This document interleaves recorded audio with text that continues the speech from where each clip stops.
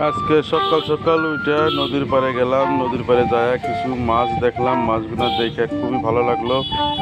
অসংখ্য সাধারণ সাধারণ মাছ, নদীর মিশালি মাছ। সব মাছ দেখে অনেক মজা লাগলো। ইচা আছে, বালিয়া আছে, রিঠা আছে, নানান ধরনের মাছ আর কি।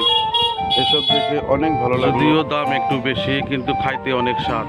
এইসব মাছ খুব ভালো লাগে। এরকম তাজা তাজা মাছ খাওয়ার মজাই আলাদা। যারা নদীর পাড়ে বা নদীর আশেপাশে থাকে তারা খাইতে পারে। আজকের মাছটা দেখে আমি সত্যি অনেক খুশি। অনেক ভালো লাগছে, মজা লাগছে, মনের থেকে শান্তি লাগছে ভাই।